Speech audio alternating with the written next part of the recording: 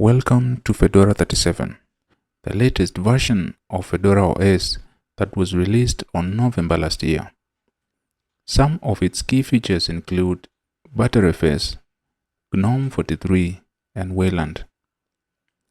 The installation process is straightforward, especially with auto-partitioning. You just select the drive and let it do the rest.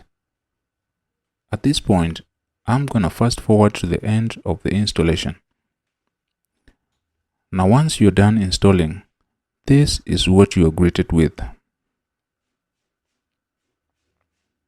On the settings, you can change from light mode to dark mode, which even affects the wallpaper.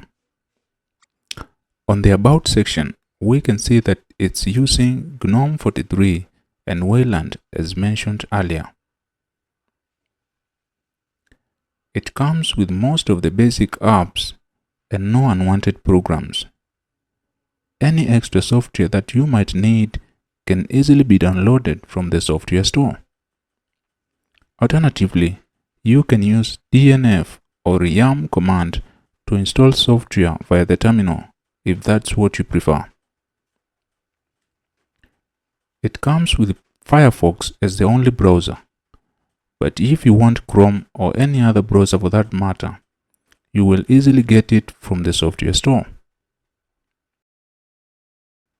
For word processing, you get LibreOffice version 7.4 pre-installed.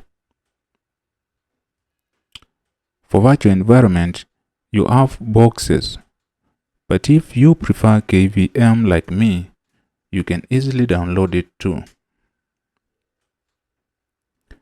We also get Fedora Media Writer, which can be used for making bootable drive from ISO files. And finally, since it's GNOME desktop, we can customize it a little.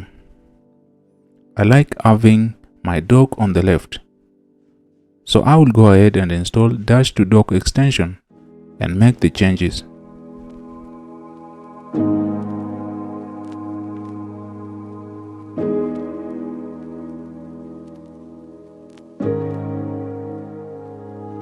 Alright, it's done. Now do me a favor. You see that red button over there? Yeah, that one. Click it